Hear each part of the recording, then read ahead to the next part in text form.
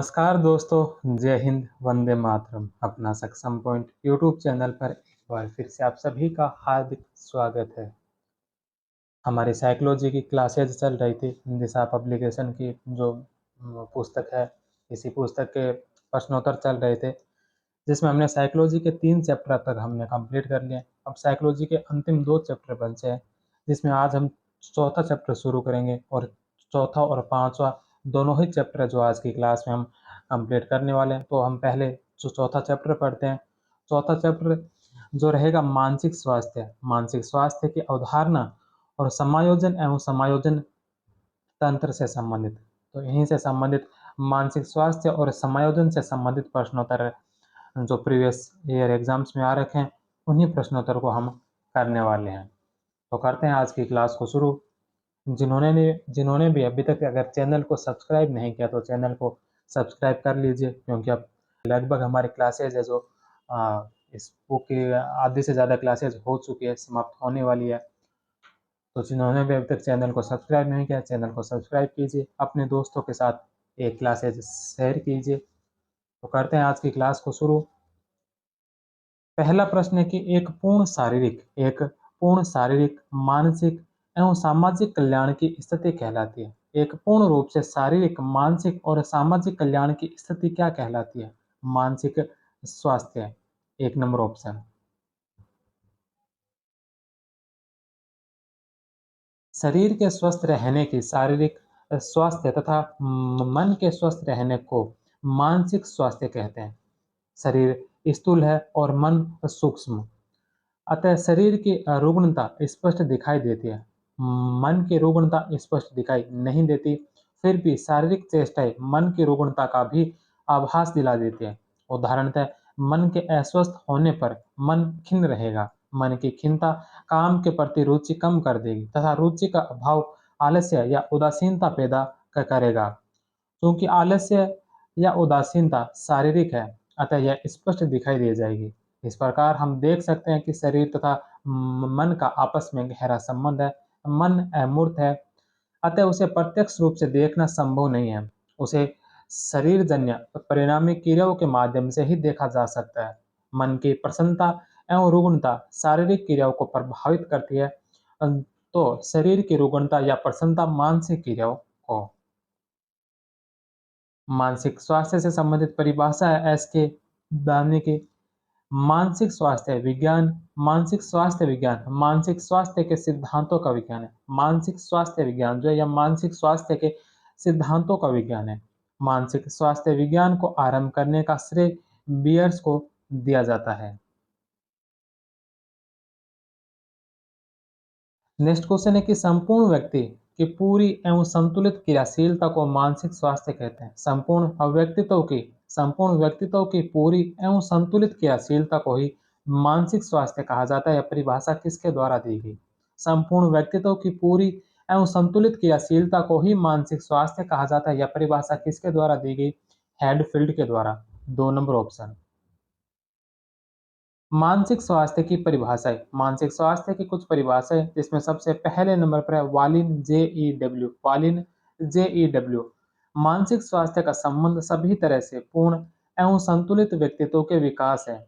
एक ऐसा व्यक्ति जो मात्र अपनी सुविधा और आराम के लिए अपने व्यवहार में परिवर्तन नहीं करता, जैसे रविवार को ईमानदारी का परिचय दे तो सोमवार को बेईमानी नजर आए, आज उदार रहे तो कल अनुदार बन जाए, किसी समय समझदारी एवं तर्कपूर्ण व्यवहार करे तो कभी बेहद उलझा हुआ एवं विचलित दिखाई दे।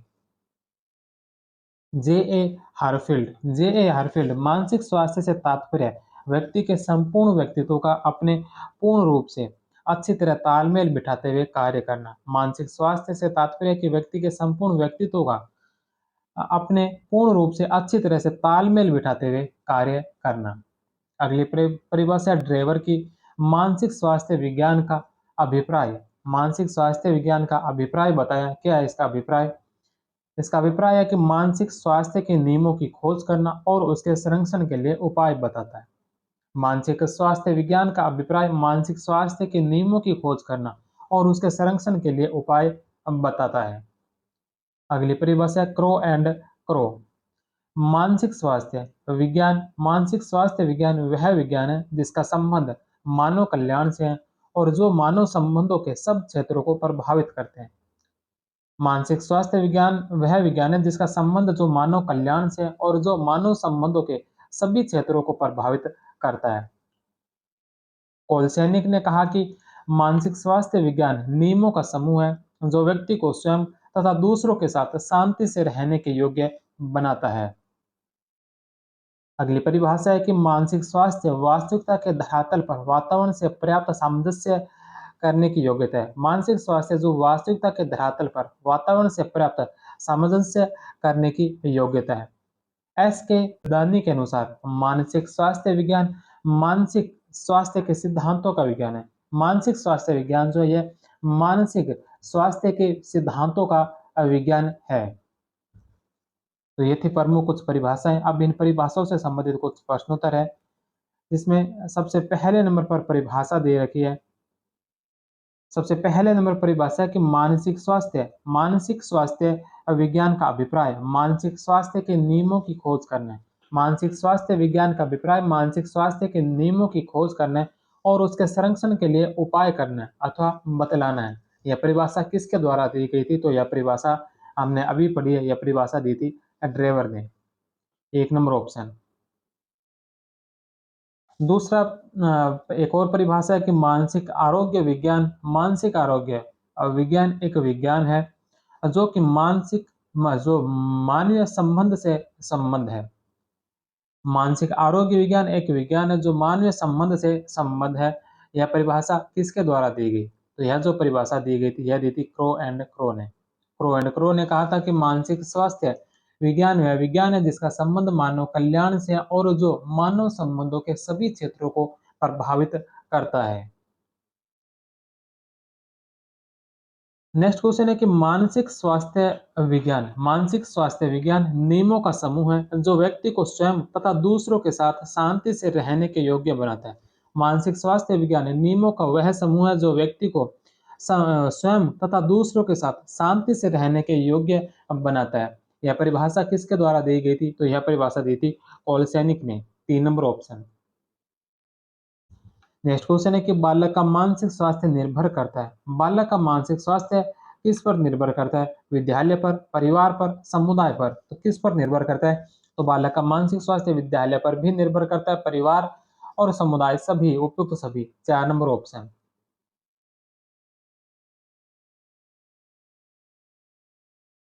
नेक्स्ट क्वेश्चन है कि मानसिक स्वास्थ्य वास्तविकता के धरातल पर वातावरण से पर्याप्त सामंजस्य करने की योग्यता है। मानसिक स्वास्थ्य वास्तविकता के धरातल पर वातावरण से पर्याप्त सामंजस्य करने की योग्यता है। प्रस्तुत परिभाषा किस मनोवैज्ञानिक के द्वारा दी गई थी? तो 1 नंबर ऑप्शन।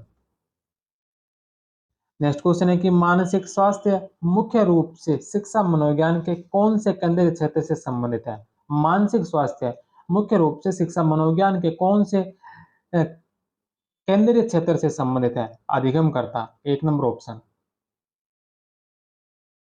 नेक्स्ट क्वेश्चन है कि मानसिक स्वास्थ्य के संकेतों में शामिल है। मानसिक स्वास्थ्य के संकेत कौन कौन से इसमें सम्मिलित है मानसिक स्वास्थ्य में?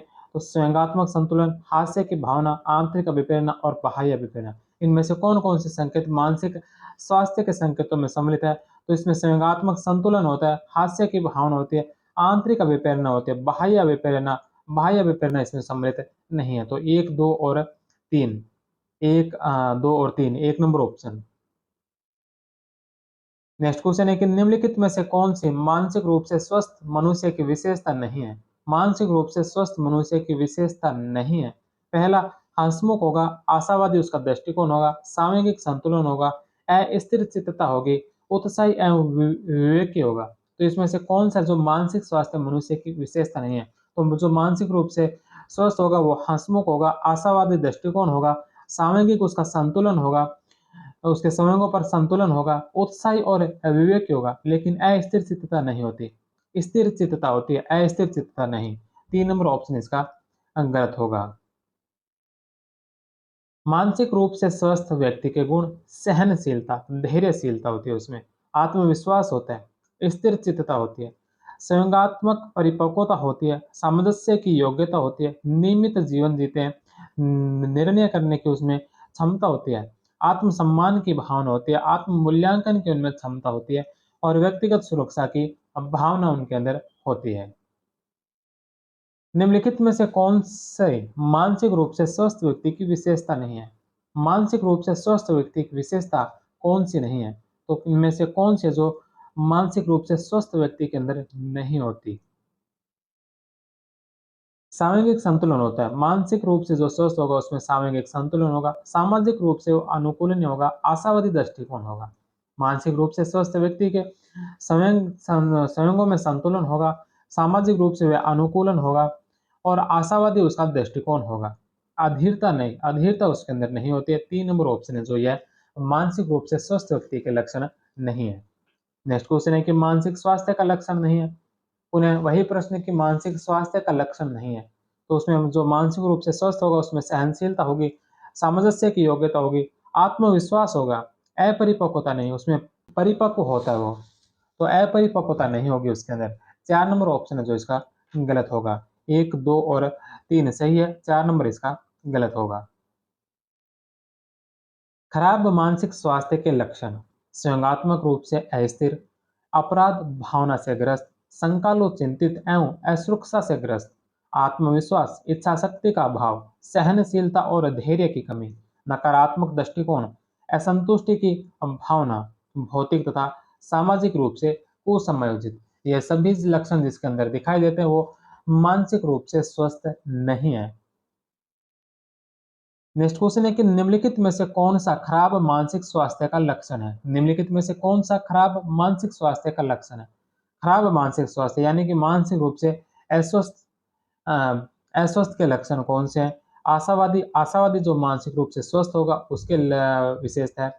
सामाजिक रूप से समायोजित, सहनशीलता, ये सभी मानसिक रूप से स्वस्थ व्यक्ति के लक्षण है, लेकिन आशंकित आशंकित जो मानसिक रूप से स्वस्थ व्यक्ति के लक्षण नहीं है, अर्थात खराब मानसिक स्वास्थ्य के लक्षण है। 4 नंबर ऑप्शन। नेक्स्ट क्वेश्चन है कि एक मानसिक रूप से स्वस्थ व्यक्ति हर नई स्थिति समझता है।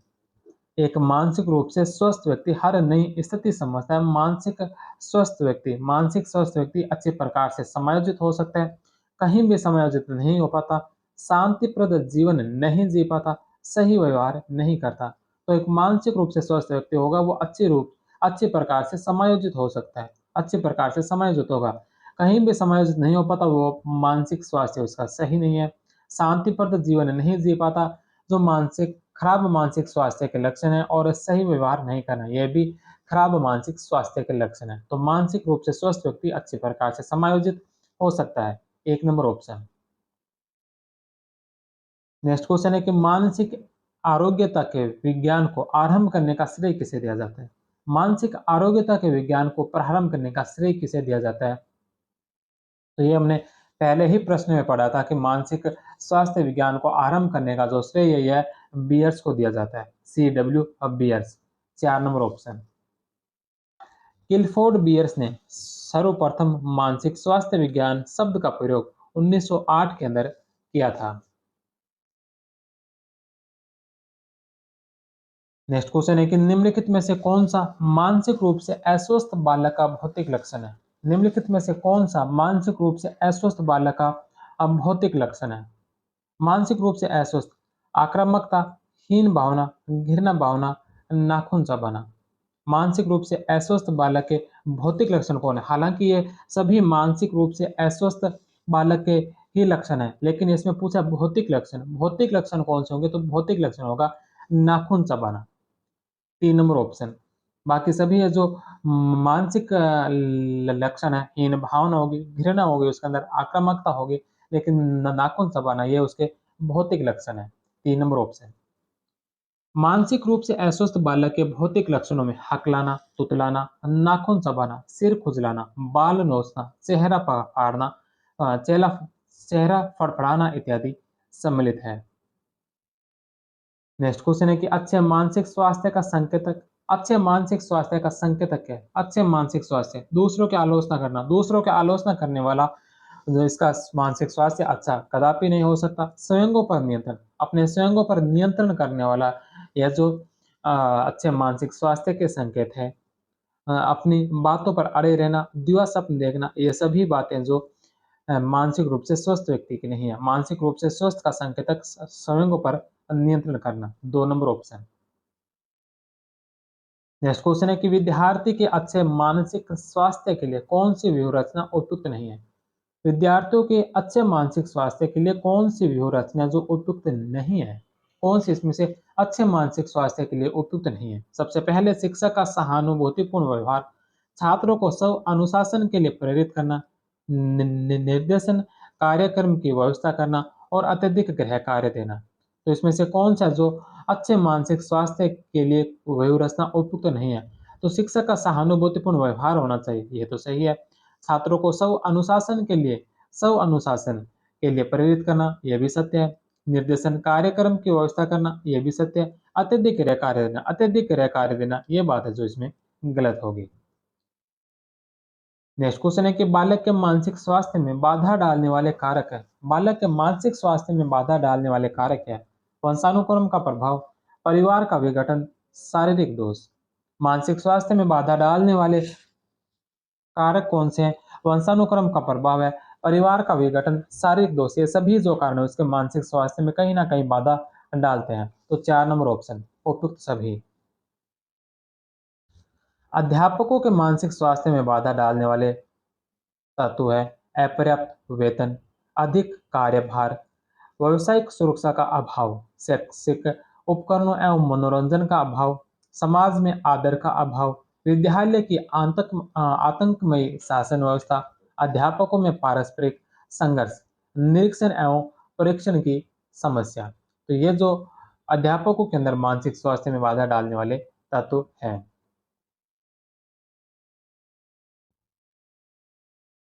नेक्स्ट क्वेश्चन है कि बालक के मानसिक स्वास्थ्य पर बाधा डालने वाला तत्व। बालक के मानसिक स्वास्थ्य पर बाधा डालने वाला तत्व, पारिवारिक संघर्ष, विकास की उत्तम दशाएं, शिक्षक का सहानुभूतिपूर्ण व्यवहार, जनतंत्र अनुशासन। तो अनुशासन, शिक्षक का सहानुभूतिपूर्ण व्यवहार, विकास की उत्तम दशाएं, ये तो मानसिक स्वास्थ्य में बाधा डालने वाले नहीं है, बल्कि मानसिक स्वास्थ्य की विशेषताएं हैं। पारिवारिक संघर्ष जो उसके बालक के मानसिक स्वास्थ्य में बाधा डालने वाला तत्व है। 1 नंबर ऑप्शन। नेक्स्ट क्वेश्चन है कि अध्यापक के मानसिक स्वास्थ्य के लिए आवश्यक है। अध्यापक के मानसिक स्वास्थ्य के लिए आवश्यक है। अध्यापक के मानसिक स्वास्थ्य के लिए आवश्यक क्या होगा? समाज समाज में सम्मान की प्राप्ति, विद्यालय का जनतंत्रीय वातावरण, पद की सुरक्षा, पर्याप्त शिक्षण सामग्री। तो अध्यापक के मानसिक स्वास्थ्य के लिए आवश्यक क्या है? उसे समाज में सम्मान मिले, विद्यालय का जनतंत्रीय वातावरण हो, पद की उसे सुरक्षा दी जाए और पर्याप्त शिक्षण सामग्री दी जाए। तो इसमें चारों ही ऑप्शन जो सही होंगे, 4 नंबर ऑप्शन। नेक्स्ट क्वेश्चन है कि शिक्षक के मानसिक स्वास्थ्य के लिए आवश्यक है। शिक्षक के मानसिक स्वास्थ्य के लिए आवश्यक क्या है? सामाजिक सम्मान मिलना, विद्यालय प्रशासन में भागीदारी, शिक्षक संघों के संगठन, उपयुक्त सभी।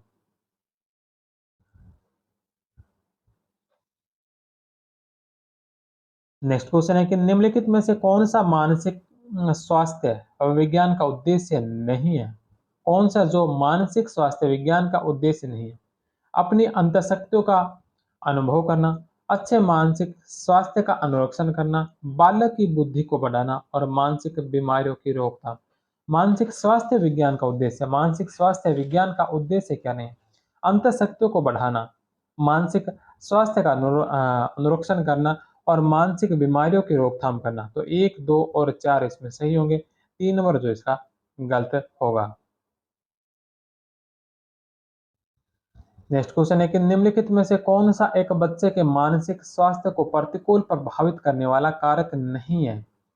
निम्नलिखित में से कौन सा जो एक बच्चे के मानसिक स्वास्थ्य को प्रतिकूल प्रभावित करने वाला कारक नहीं है? बच्चे के मानसिक स्वास्थ्य को प्रतिकूल प्रभावित करने वाला कारक, गृह कार्य की अधिकता, फेल होने के डर से उत्पन्न तनाव, शिक्षक की स्वयंगात्मक स्थिरता, शिक्षकों की ओर से मित्रता की कमी। तो मानसिक स्वास्थ्य के प्रतिकूल प्रभाव वाला कारक कौन सा नहीं है? तो प्रतिकूल प्रभाव पड़ता है, गृह कार्य अधिक देने से प्रतिकूल प्रभाव पड़ता है, फेल होने के डर, से उत्पन्न तनाव, यह भी उसके मानसिक स्वास्थ्य में बाधा उत्पन्न करता है, उसके मानसिक स्वास्थ्य के प्रति प्रतिकूल प्रभाव पड़ता है। शिक्षक का संयोगात्मक विकास, स्थिरता, शिक्षक की संयोगात्मक स्थिरता यह जो है मानसिक स्वास्थ्य के अनुकूल प्रभाव है, ना कि प्रतिकूल। और शिक्षकों की ओर से मित्रता की कमी होगी, यह भी जो है इसके मानसिक स्वास्थ्य में बाधा डालने वाला कारक है। तो इसमें पूछा कौन सा नहीं है, तो 3 नंबर, यह प्रतिकूल नहीं बल्कि मानसिक स्वास्थ्य के अनुकूल है। मानसिक स्वास्थ्य के पश्चात अब दूसरा जो चैप्टर है यह होगा समायोजन। समायोजन से संबंधित जो दूसरा चैप्टर है, हम इस समायोजन से संबंधित इस दूसरे चैप्टर को अब करते हैं शुरू। चैप्टर मतलब फोर्थ है, फोर्थ चैप्टर का एक भाग है। चैप्टर के अंदर ही हमने मानसिक स्वास्थ्य पढ़ा, अब इसके अंदर हम जो समायोजन से पढ़ने वाले हैं प्रश्नोत्तर। तो इसमें पहला प्रश्न है कि निम्नलिखित में से कौन से कथन सत्य है। निम्नलिखित में से कौन से कथन है जो सही है। जीवन समायोजन की विशिष्ट क्रिया, समायोजन व्यक्तिक क्रिया है, समायोजन वह प्रक्रिया है जिससे एक व्यक्ति मनोवैज्ञानिक एवं शारीरिक संतुलन बनाए रखने का प्रयत्न करता है। समायोजन शिक्षा से जुड़ा होता है। तो इसमें से सबसे सही कथन कौन सा लगा, तो सबसे सही जो कथन लगा यह लगा कि समायोजन वह प्रक्रिया है जिससे एक व्यक्ति मनोवैज्ञानिक तथा शारीरिक संतुलन बनाए रखने का प्रयत्न करता है। 3 नंबर ऑप्शन जो इसका राइट होगा। व्यक्ति अपनी आवश्यकताओं और उनको पूरा करने वाली विभिन्न परिस्थितियों के बीच तालमेल या सामंजस्य स्थापित करने की प्रक्रिया को समायोजन कहते हैं। अर्थात सुव्यवस्था या अच्छी तरह से परिस्थितियों को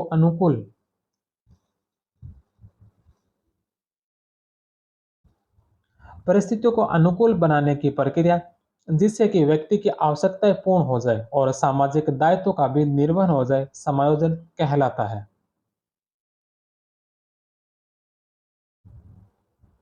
नेक्स्ट क्वेश्चन है कि समायोजन व्यक्ति की क्या है जो उसकी आवश्यकता, इच्छाओं और वातावरण के कारकों के बीच संतुलन बनाए रखती है और जो इनके संतुष्टि में सहायक होती है। समायोजन व्यक्ति की क्या है कि उसे उसे जो है उसकी आवश्यकताओं को, इच्छाओं एवं वातावरण के कारकों के बीच संतुलन बनाए रखती है और इनकी संतुष्टि में सहायक होती है। तो यह योग्यता, समायोजन व्यक्ति की जो योग्यता है जो उसके आवश्यकताओं, इच्छाओं एवं वातावरण के कारकों के बीच संतुलन बनाए रखती है जिससे संतुष्टि जो इनकी संतुष्टि में सहायक होती है। 1 नंबर ऑप्शन। नेक्स्ट क्वेश्चन है कि समायोजन वह प्रक्रिया जिसके द्वारा कोई भी जीवधारी अपनी आवश्यकताओं तथा इन आवश्यकताओं की संतुष्टि से संबंधित परिस्थितियों में संतुलन बनाए रखता है। समायोजन वह प्रक्रिया जिसके द्वारा कोई भी जीवधारी अपनी आवश्यकताओं तथा इन आवश्यकताओं की संतुष्टि से संबंधित परिस्थितियों में संतुलन बनाए रखता है। यह परिभाषा किसके द्वारा दी गई, यह परिभाषा किसने दी थी, तो यह जो परिभाषा यह शेफर की। 3 नंबर ऑप्शन।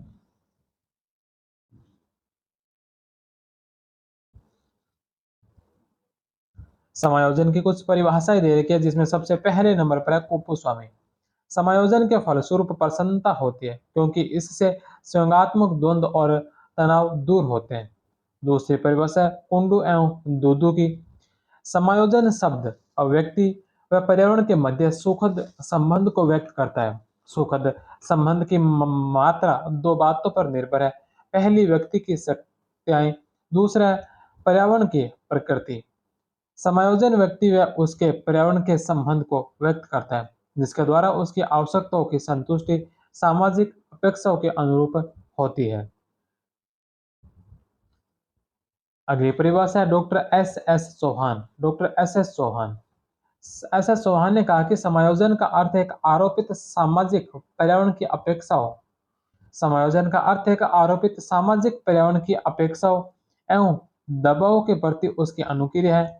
यह अपेक्षा आंतरिक एवं बाह्य होती है जिसके प्रति व्यक्ति अनुक्रिया करता है। नेक्स्ट परिभाषा दे रखी है कुल्हड़ ने कहा कि समायोजन अपेक्षाकृत अच्छा माना जाता है यदि वह कुंठाओं के द्वंद्व से उत्पन्न तनाव को कम करता है तथा कुंठा उत्पन्न करने वाली दशाओं में रचनात्मक परिवर्तन करता है।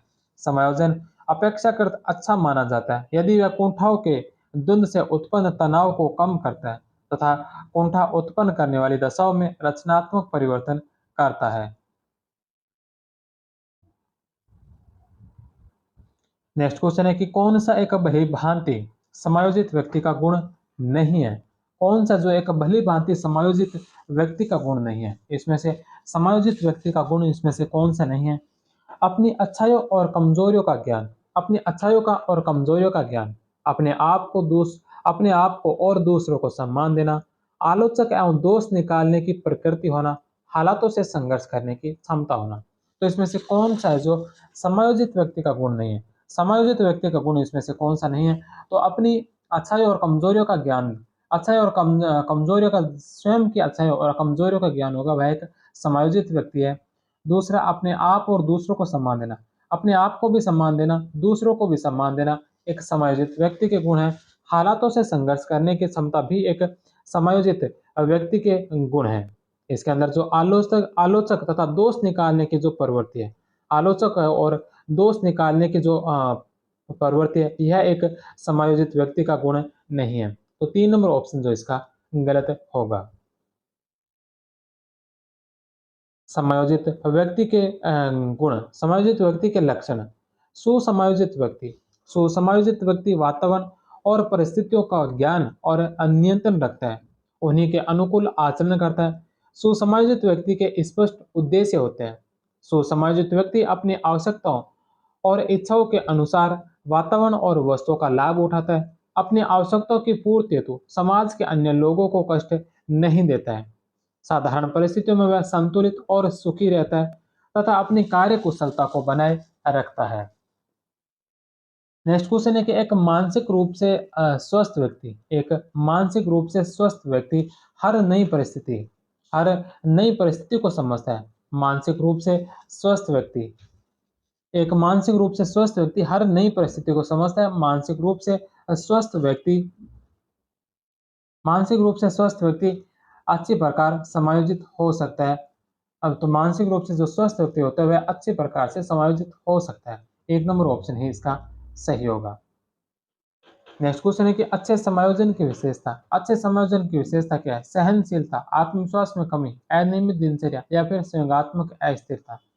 आत्मविश्वास में कमी होगी वह समायोजित नहीं होगा। अनियमित दिनचर्या वाला भी समायोजित नहीं होता है। संयोगात्मक अस्थिरता यह भी असमायोजित होता है। जिसमें सहनशीलता होती है वही अच्छे समायोजन की विशेषता है।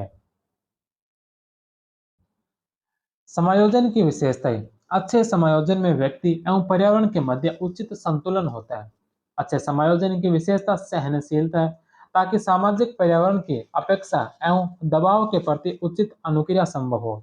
समायोजन में सामाजिक अपेक्षाओं के अनुरूप व्यक्तियों की आवश्यकताओं की संतुष्टि होती है। समायोजन से व्यक्ति की कुंठा एवं द्वंद्व से उत्पन्न तनाव कम हो जाते हैं। समायोजन से व्यक्तियों में रचनात्मक परिवर्तन आता है।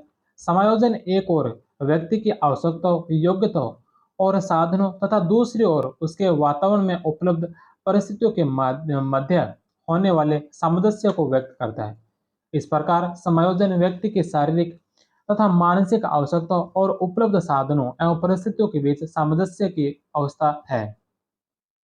व्यक्ति अपने आप को बनाए रखने के लिए अपने वातावरण एवं परिस्थितियों से संघर्ष करता है। व्यक्ति अपने आप को बनाए रखने के लिए वातावरण वातावरण और परिस्थितियों से संघर्ष करता है। मनुष्य के मस्तिष्क में जितनी बाधाएं रहती है वे ही तनाव का कारण होता है। मनुष्य के मस्तिष्क में जितनी बाधाएं आती है वही है जो उसके तनाव का प्रमुख कारण होता है। नेक्स्ट क्वेश्चन है कि पर्यावरणीय आवश्यकताओं के अनुरूप व्यवहार करना कहा जाता है। पर्यावरणीय आवश्यकता के अनुरूप व्यवहार करना क्या कहलाता है। समायोजन। 4 नंबर ऑप्शन। नेक्स्ट क्वेश्चन है कि समायोजन के संदर्भ में निम्नलिखित में से क्या सही नहीं है। समायोजन से संबंधित 4 कथन है, इनमें से बताना है कौन सा जो समायोजन से संबंधित सही नहीं है। सबसे पहला, यह संतुलन प्रदान करता है, यह समस्या का समाधान करता है, यह निरंतर चलने वाली प्रक्रिया नहीं है। समायोजन की अनुपस्थिति में व्यक्ति तनाव, संघर्ष और चिंताओं से घिरा रहता है। तो इसमें से कौन सा है जो समायोजन के संदर्भ में सही नहीं है। सबसे पहला, संतुलन बनाए रखता है। यह जो संतुलन संतुलन प्रदान करता है, तो यह सही है। दूसरा, यह समस्या का समाधान करता है, समस्या का समाधान करता है, यह भी सही है।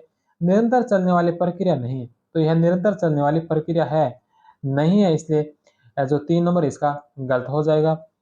4 नंबर है कि समायोजन की अनुपस्थिति में व्यक्ति तनाव, संघर्ष और चिंताओं से घिरा रहता है। समायोजन की अनुपस्थिति के अंदर है जो व्यक्ति तनाव से, संघर्ष से और चिंताओं से घिरा रहता है, तो 4 नंबर भी इसका सही होगा।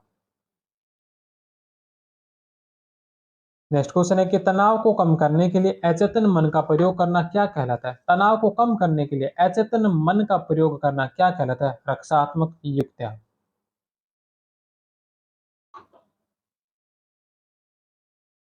तनाव व्यक्ति की शारीरिक और मनोवैज्ञानिक दशा है। गेट्स एवं अन्य के अनुसार तनाव असंतुलन की दशा है जो प्राणी को अपनी उत्तेजित दशा का अंत करने के लिए, कोई कार्य करने के लिए प्रेरित करती है। तनाव को कम करने के लिए प्रत्यक्ष एवं अप्रत्यक्ष प्रकार की विधियां बताई गई है। कौन कौन सी विधियां? सबसे पहले हम प्रत्यक्ष विधियों को देखें तो बाधा का निवारण, अन्य उपायों की खोज, अन्य लक्ष्यों का प्रतिस्थापन और व्याख्या का निर्णय। वहीं अप्रत्यक्ष विधियां, अप्रत्यक्ष विधियों के अंदर है शोधन, पृथक्करण, प्रत्यावर्तन, दिवास्वप्न, आत्मीकरण, निर्भरता, औचित्य स्थापन, दमन, प्रक्षेपण और क्षतिपूर्ति। नेक्स्ट क्वेश्चन है कि निम्नलिखित में से कौन सा समायोजन का प्रत्यक्ष तरीका है? निम्नलिखित में से कौन सा जो समायोजन का प्रत्यक्ष तरीका है? लक्ष्यों का प्रतिस्थापन, 2 नंबर ऑप्शन। नेक्स्ट क्वेश्चन है कि निम्नलिखित में से कौन सा एक रक्षा युक्ति का प्रकार नहीं है? निम्नलिखित में से कौन सा एक रक्षा युक्ति का प्रकार नहीं है? रक्षा युक्ति का प्रकार कौन सा नहीं है? उदात्तीकरण है, पश्चगमन है, क्षतिपूर्ति या समायोजन नहीं, 3 नंबर ऑप्शन। रक्षा युक्तियां क्या है? अहम सुरक्षात्मक, 2 नंबर ऑप्शन। रक्षा युक्तियों का प्रयोग सामान्यतः एक व्यक्ति कौन से मन से करता है? तो रक्षात्मक युक्तियों का जो प्रयोग करता है यह अचेतन मन से करता है। अचेतन मन से जो प्रयोग करता है उसे ही रक्षात्मक युक्तियां कहा जाता है, 1 नंबर ऑप्शन। नेक्स्ट क्वेश्चन है कि तनाव को घटाने एवं समायोजन की प्रत्यक्ष विधियां। तनाव को घटाने और समायोजन की जो प्रत्यक्ष विधियां कौन सी है? दूसरों के लक्ष्यों का स्थापन करना, बाधाओं को हटाना, उदात्तीकरण एवं शोधन और दूसरा मार्ग खोजना। तो इसमें से समायोजन के प्रत्यक्ष विधियां कौन कौन सी है? तो प्रत्यक्ष विधियां दूसरे लक्ष्यों का प्रतिस्थापन करना, बाधाओं को हटाना और दूसरा मार्ग खोजना। एक, एक, दो और चार, एक, दो और चार, 1 नंबर ऑप्शन। बाधाओं को दूर बाधाओं को दूर करना, व्यक्ति की आवश्यकता की पूर्ति में या लक्ष्य तक पहुंचने में जो अवरोध मार्ग में आते हैं वह चेतन रूप से दूर करने या पूर्ण रूप में नष्ट करने का प्रयास करता है। इस प्रकार बाधाओं को दूर कर देने या नष्ट कर देने से व्यक्ति अपने उद्देश्य पूर्ति में सफल हो जाता है और उसका मानसिक तनाव दूर हो जाता है। अन्य मार्ग खोजना या कार्यविधि में परिवर्तन, जब व्यक्ति अपने उद्देश्य पूर्ति की मार्ग में आई बाधा को नष्ट या दूर नहीं कर पाता है तो वह दूसरा रास्ता ढूंढ निकालता है। दूसरा रास्ता ढूंढ लेने पर जब वह अपने उद्देश्यों को पूरा कर लेते हैं तो उसका मानसिक तनाव अपने आप दूर हो जाता है। इसी प्रकार तीसरा है अन्य लक्ष्यों का प्रतिस्थापन, जब व्यक्ति अपने उपाय और हर संभव प्रयास करने पर भी अपने मूल लक्ष्य तक पहुंचने में असमर्थ रह जाता है तो वह उसी लक्ष्य से लगभग मिलता जुलता दूसरा लक्ष्य अपनाता है जो आसानी से पूरा हो सके। इस प्रतिस्थापित लक्ष्य की पूर्ति से उसका मानसिक तनाव कुछ कम हो जाता है। व्यक्ति जो अपने उपाय तथा हर संभव प्रयास करने से भी अपने मूल लक्ष्य तक पहुंचने में असमर्थ रह जाता है तो वह उसी लक्ष्य से मिलता जुलता दूसरा लक्ष्य अपनाता है जो आसानी से पूरा हो सके। फर्स्ट ग्रेड की तैयारी कर रहे, फर्स्ट ग्रेड में नहीं होने पर वो थर्ड ग्रेड की ओर मुख करना ही है, हो गया। इसे मिलता जुलता दूसरा लक्ष्य अपनाया, फिर उसमें सफल हुआ और उसे अपने मानसिक तनाव को कुछ कम हो जाता है। विश्लेषण एवं निर्णय, जब व्यक्ति के सामने एक से अधिक विरोधी इच्छाएं या लक्ष्य होते हैं, जब व्यक्ति के सामने एक से अधिक विरोधी इच्छा या लक्ष्य होते हैं तो उसके अंदर मानसिक तनाव उत्पन्न हो जाता है तथा वह उसमें उलझ कर रह जाता है। व्यक्ति यह निर्णय नहीं कर पाता कि किस लक्ष्य को प्राप्त करे और किसको छोड़ दे या कोई ऐसा मध्य का रास्ता अपनाए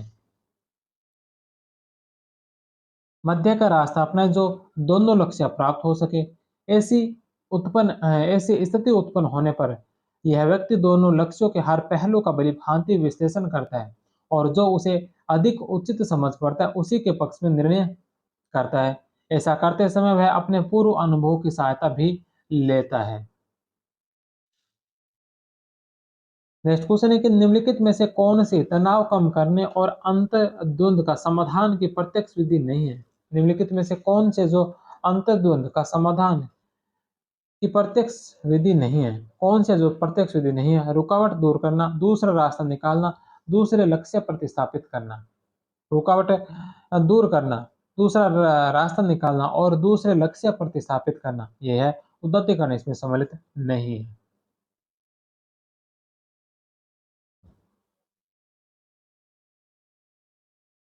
नेक्स्ट क्वेश्चन है कि तनाव को कम करने की अप्रत्यक्ष विधि का उपाय निम्न में से कौन सा है?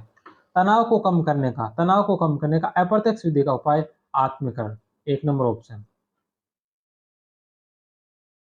नेक्स्ट क्वेश्चन है कि तनाव को कम करने तथा अंतर्द्वंद को सुलझाने के लिए प्रत्यक्ष तरीकों में शामिल नहीं है। तनाव को कम करने और अंतर्द्वंद को सुलझाने के प्रत्यक्ष तरीकों में सम्मिलित कौन सा नहीं है?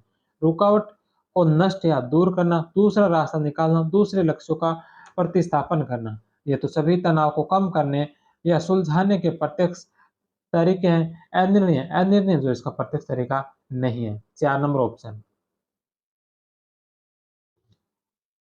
नेक्स्ट क्वेश्चन है कि निम्नलिखित में से कौन सी रक्षात्मक क्रियाविधि नहीं है? निम्नलिखित में से कौन से जो रक्षात्मक क्रियाविधि नहीं है? 2 नंबर ऑप्शन साहचर्य है।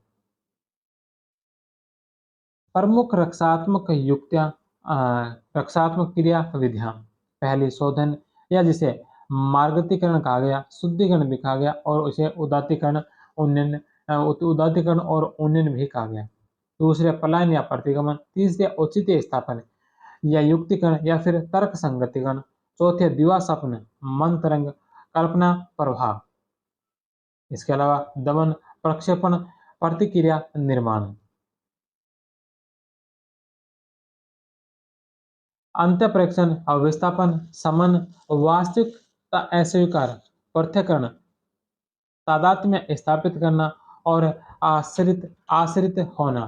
तो ये सभी जो है ये प्रमुख रक्षात्मक क्रिया विधियां हैं। नेक्स्ट क्वेश्चन है कि निम्नलिखित में से कौन सी रक्षात्मक युक्ति नहीं है? निम्नलिखित में से कौन से जो रक्षात्मक युक्ति नहीं है? इनमें से कौन से जो रक्षात्मक युक्ति नहीं है? प्रक्षेपण है, प्रतिगमन है, प्रतिक्रिया है, सामाजिक समायोजन रक्षात्मक युक्ति नहीं है, 2 नंबर ऑप्शन। अगला प्रश्न है कि निम्नलिखित में से कौन सी तकनीक व्यक्ति के संवर्गों को नियंत्रित करने में सहायक नहीं है? व्यक्ति के संवेगों को नियंत्रित करने में कौन सी जो तकनीक सहायक नहीं है? तो इसमें दमन, प्रतिस्थापन, प्रतिगमन ये तीनों सहायक है, पृथक्करण इसमें अलग होगी, 4 नंबर ऑप्शन। नेक्स्ट क्वेश्चन है कि प्रतिरक्षा प्रक्रिया किसके व्यक्तित्व का रक्षा कवच के रूप में? 4 नंबर ऑप्शन। नेक्स्ट क्वेश्चन है कि तनाव को कम करने का अप्रत्यक्ष तरीका उदात्तीकरण, 3 नंबर ऑप्शन। उदात्तीकरण किसी घटना विशेष से हृदय परिवर्तन होना, जब किसी व्यक्ति का कोई कार्य असामाजिक हो और किसी घटना विशेष की वजह से उसका वह असामाजिक कार्य सामाजिक हो जाता है, इसे उदात्तीकरण कहते हैं। किसी घटना विशेष से उसका हृदय परिवर्तन होना उदात्तीकरण है। जब किसी व्यक्ति का कोई कार्य असामाजिक हो और किसी घटना विशेष की वजह से उसका वह कार्य असामाजिक कार्य जो सामाजिक हो जाता है, इसे ही उदात्तीकरण कहा जाता है। जैसे वाल्मीकि का डाकू से ऋषि बनना, सम्राट अशोक द्वारा कलिंग युद्ध के बाद अहिंसा को अपनाना।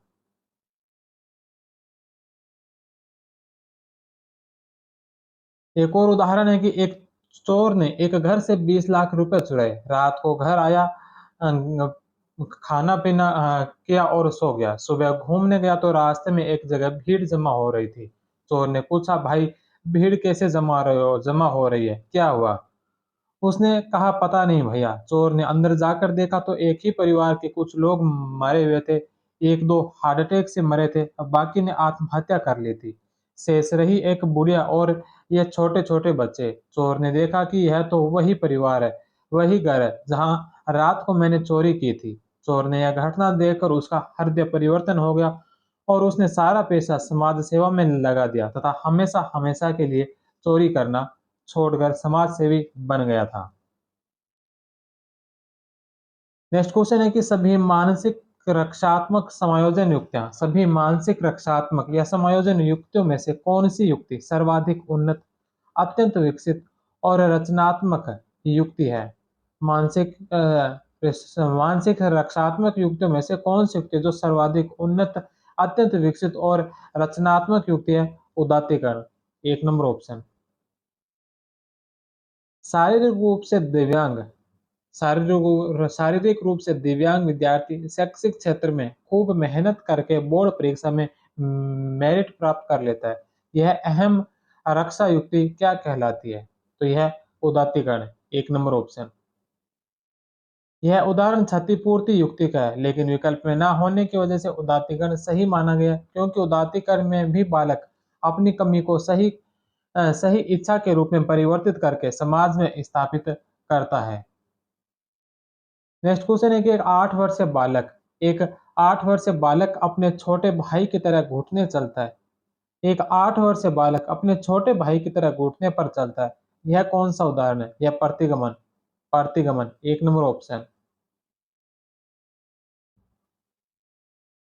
प्रतिगमन प्रतिगमन का शाब्दिक अर्थ है अपने भूतकाल में लौटना।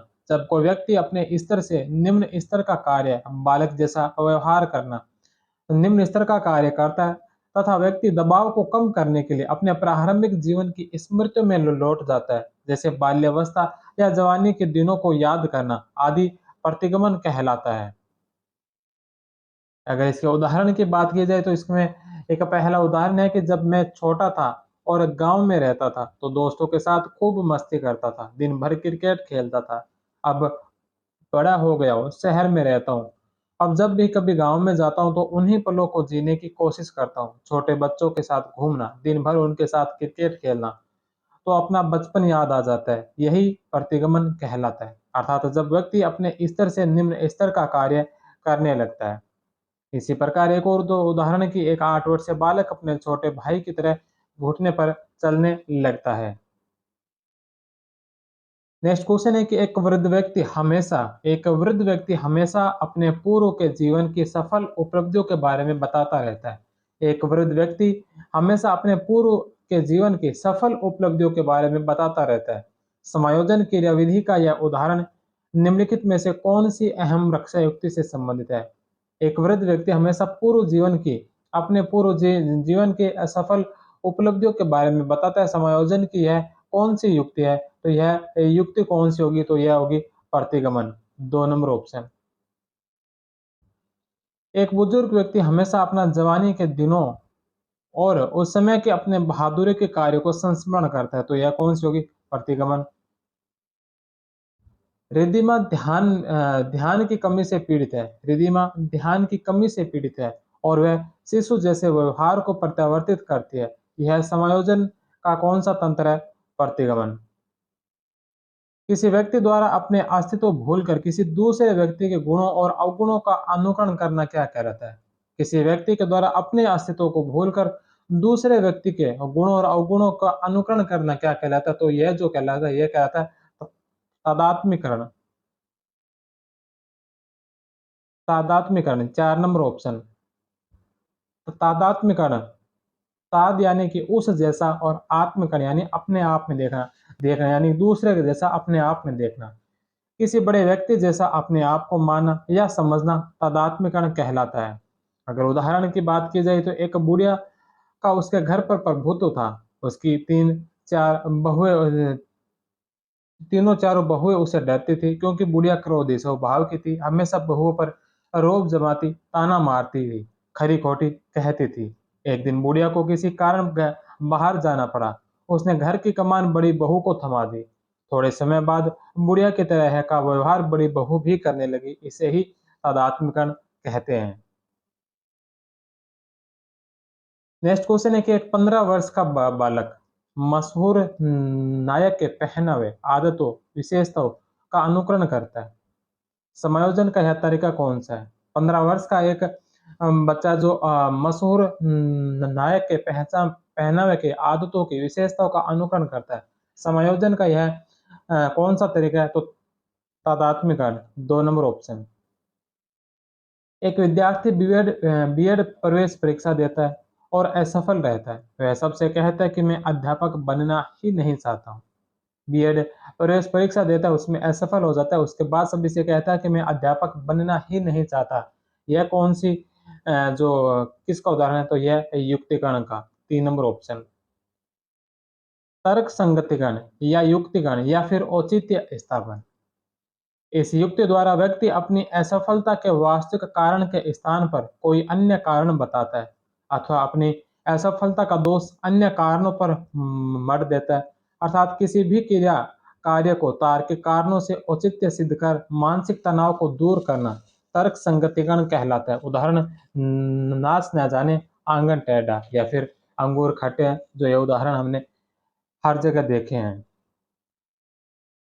इसके पश्चात अगला प्रश्न है कि जब एक व्यक्ति के द्वारा अपने कार्य या व्यवहार को किसी युक्ति का सहारा लेकर उचित सिद्ध करने का प्रयास किया जाता है। जब एक व्यक्ति के द्वारा अपने कार्य या व्यवहार को किसी युक्ति का सहारा लेकर उचित सिद्ध करने का प्रयास किया जाता है, तो यह रक्षात्मक युक्ति क्या कहलाती है? एक व्यक्ति के द्वारा अपने कार्य या व्यवहार को किसी युक्ति का सहारा लेकर उचित सिद्ध करने का प्रयास किया जाता है, तो यह रक्षात्मक युक्ति क्या कहलाती है? तर्क संगतिकरण, 1 नंबर ऑप्शन।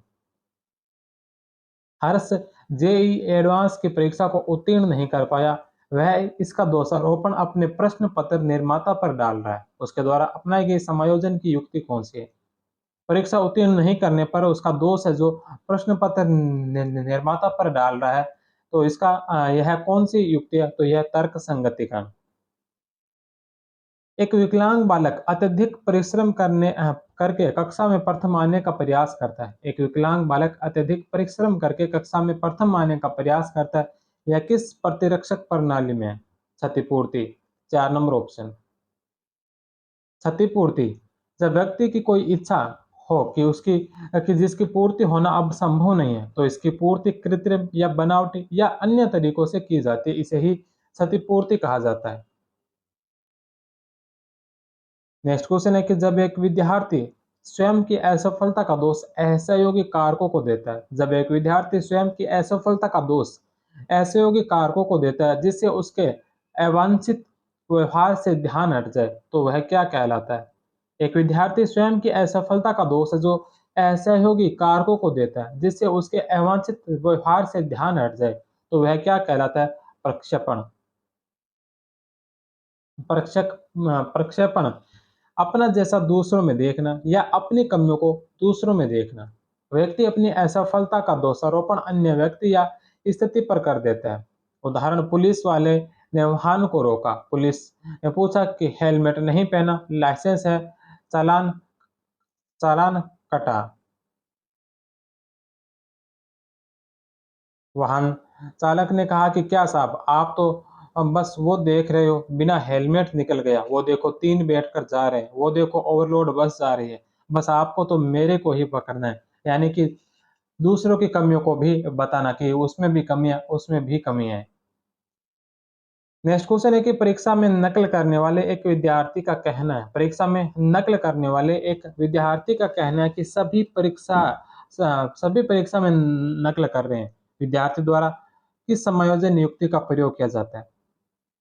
यह भी ये सेम ही हुई प्रक्षेपण ही, 3 नंबर ऑप्शन।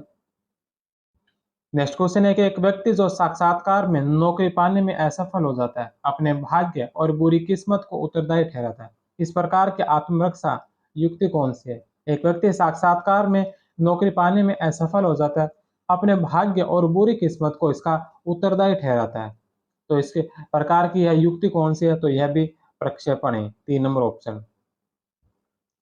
एक छात्र जो कक्षा में अपने अध्यापक की डांट डांट सुनकर घर आकर अपने छोटे भाई को डांटता है। एक छात्र कक्षा में अपने अध्यापक की डांट सुनकर घर आकर अपने छोटे भाई को डांटता है।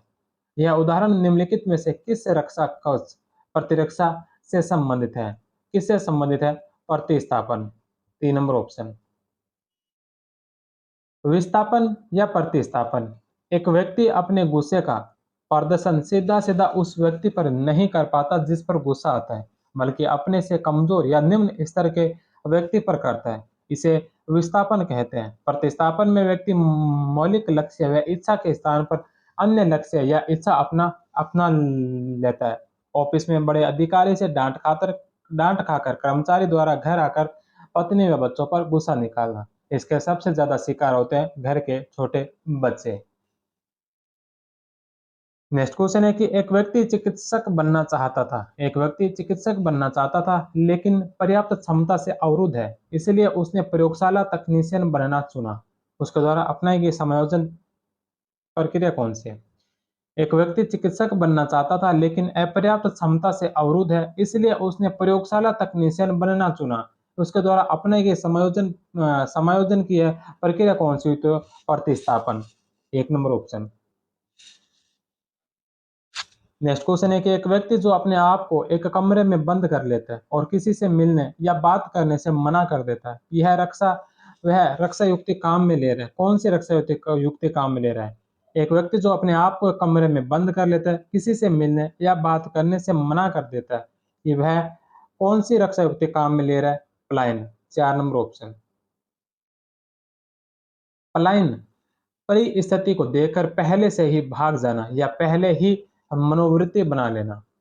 उदाहरण, प्रथम श्रेणी शिक्षक भर्ती परीक्षा के पेपर में 1 से 20 तक के प्रश्न विद्यार्थी को नहीं आए, तो विद्यार्थी सोचने लगा कि अब तो वह फेल हो गया, उसे कोई नहीं बचा सकता। उसने पूरा पेपर देखे बिना ही मनोवृत्ति बना ली कि वह फेल हो गया। यह मनोवृत्ति पलायन कहलाती है। नेक्स्ट क्वेश्चन है कि किस रक्षात्मक तंत्र में एक व्यक्ति अपने काल्पनिक जगत में अपनी अनगिनत अनगिनत इच्छाओं को पूर्ण कर तनाव मुक्त हो जाता है? किस रक्षात्मक तंत्र में एक व्यक्ति अपने काल्पनिक जगत में अपनी अनगिनत इच्छाओं को पूर्ण करके तनाव मुक्त हो जाता है? दिवास्वप्न। 4 नंबर ऑप्शन। दिवास्वप्न, मंत्रंग या कल्पना प्रवाह। दिवास्वप्न वह प्रक्रिया जिसमें व्यक्ति अपने अपने को वर्तमान दुखद अनुभूतियों को हटाकर कल्पना जगत में विचरण करने लगते हैं। साधारण बोलचाल भाषा में इसे हवाई महल बनाना भी कह सकते हैं। दिवास्वप्न के द्वारा व्यक्ति अपनी असफलता को सफलता के रूप में देखने की कल्पना करने के कुछ समय के लिए संतोष प्राप्त करना चाहता है और इस प्रकार अपने मानसिक तनाव को कुछ कम करता है। जैसे कार की इच्छा पूरी नहीं होने पर व्यक्ति मर्सिडीज में घूमकर अपने प्रेमिका के साथ लोगों की सलामी ले रहा है। जिसकी शादी नहीं हो रही है वह दूल्हा बना बैंड बाजे की धुन पर नाच रहा है। नेक्स्ट क्वेश्चन है कि कौन सा व्यवहार भावनात्मक बाधा को प्रदर्शित करता है? कौन सा व्यवहार भावनात्मक बाधा को प्रदर्शित करता है? कौन सा व्यवहार भावनात्मक बाधा को प्रदर्शित करता है? आक्रामकता। 1 नंबर ऑप्शन।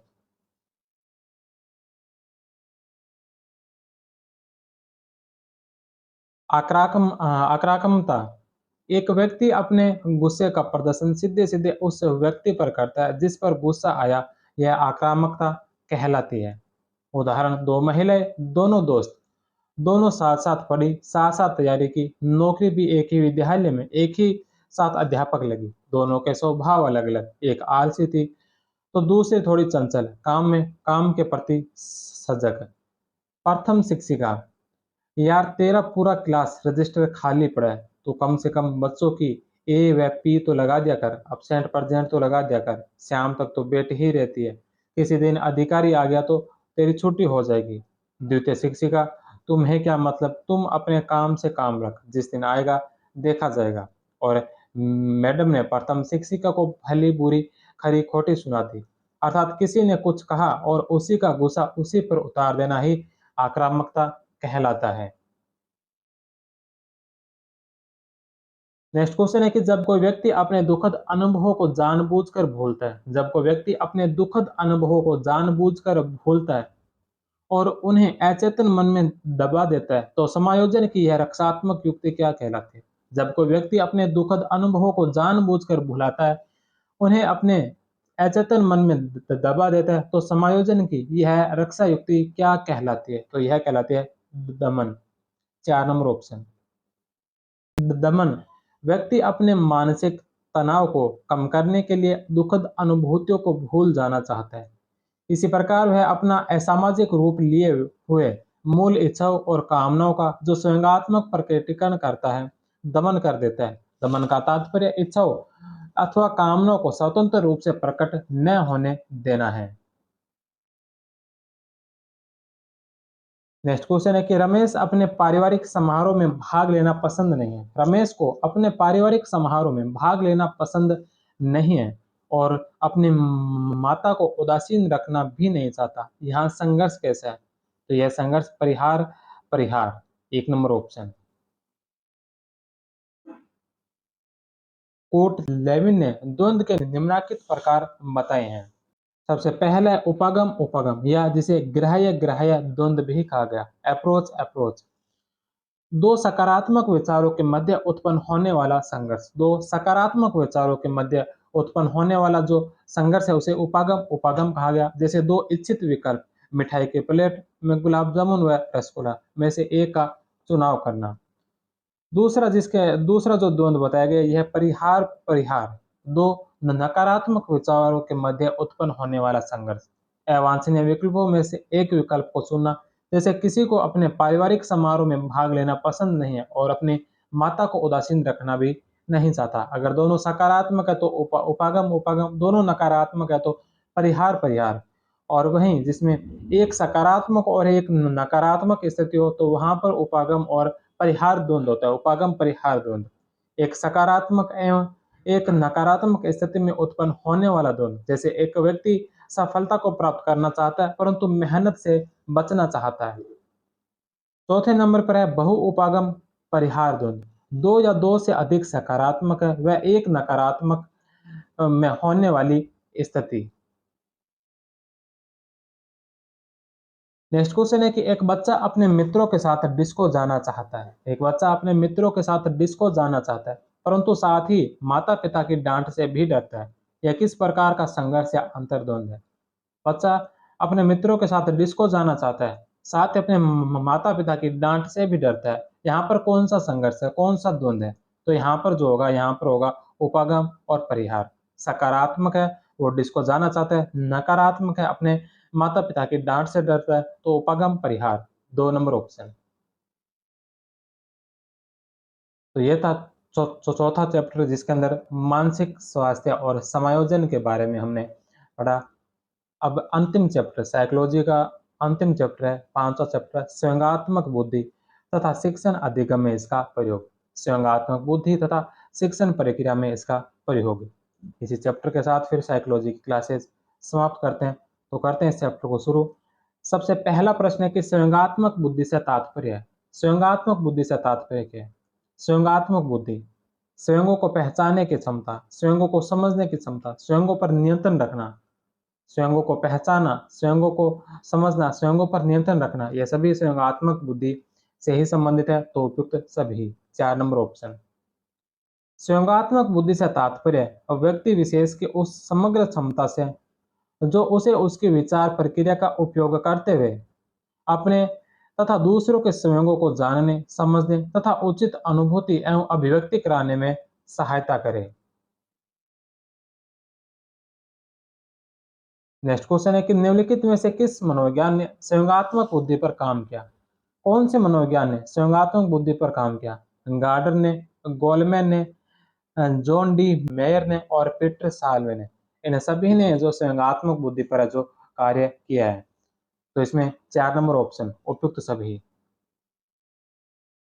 स्वयंगात्मक बुद्धि पर सबसे पहले थॉर्नडाइक ने 1920 में, गार्डन ने 1983 में, साल्वे ने 1990 में तथा गोलमैन ने 1995 में कार्य किया है। नेक्स्ट क्वेश्चन है कि गोलमैन, मेयर तथा साल्वे का नाम जाना जाता है। गोलमैन का, साल्वे का, इनका नाम किन के लिए जाना जाता है? सांवेगिक बुद्धि के लिए, एक नंबर ऑप्शन। ऐतिहासिक परिप्रेक्ष्य में संवेगात्मक बुद्धि का प्रयोग 1990 में सर्वप्रथम दो American professor doctor John mayor तथा डॉक्टर पीटर साल्वे के द्वारा एक वैज्ञानिक प्रमाप तैयार करने हेतु अपनी पुस्तक व्हाट इज एआई में किया गया। जिससे लोगों के संज्ञानात्मक क्षेत्र में विद्यमान व्यक्ति की योग्यताओं में विभेदीकरण किया जा सके। नेक्स्ट क्वेश्चन है कि सांवेगिक बुद्धि के संकल्पना के प्रणेता है। सांवेगिक बुद्धि की संकल्पना के प्रणेता कौन है? सांवेगिक बुद्धि के संकल्पना के प्रणेता पीटर साल्वे, एक नंबर ऑप्शन। नेक्स्ट क्वेश्चन है कि संयोगात्मक बुद्धि पद का प्रयोग, संयोगात्मक बुद्धि पद का प्रयोग सर्वप्रथम अमेरिकन मनोविज्ञान डॉक्टर पीटर साल्वे व जॉन डी मेयर के द्वारा किस वर्ष किया गया? संयोगात्मक बुद्धि का प्रयोग है जो सर्वप्रथम इन अमेरिकन दो जो मनोवैज्ञानिक है पीटर साल्वे और जॉन डी मेयर, इनके द्वारा किस वर्ष में किया गया था? 1990 के अंदर, 1990, 3 नंबर ऑप्शन।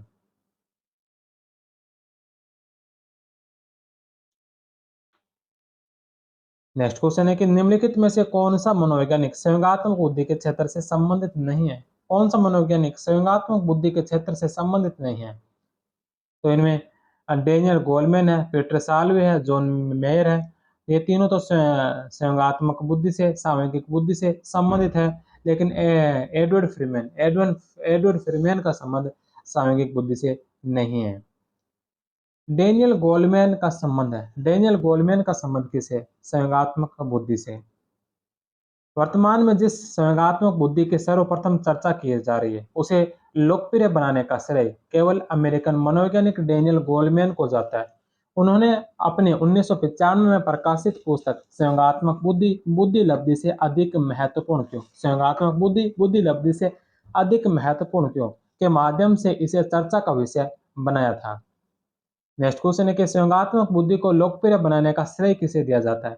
संयोगात्मक बुद्धि को लोकप्रिय बनाने का श्रेय किसे दिया जाता है? डेनियल गोलमैन को, एक नंबर ऑप्शन। नेक्स्ट क्वेश्चन है कि संयोगात्मक बुद्धि बुद्धि लब्धि से अधिक महत्वपूर्ण क्यों, पुस्तक के लेखक कौन है? संयोगात्मक बुद्धि बुद्धि लब्धि से अधिक महत्वपूर्ण क्यों, यह पुस्तक किसकी है? तो यह पुस्तक होगी डेनियल गोलमैन की, 3 नंबर ऑप्शन। भावात्मक बुद्धि का पारिभाषिक शब्द देने वाले विद्वान कौन है?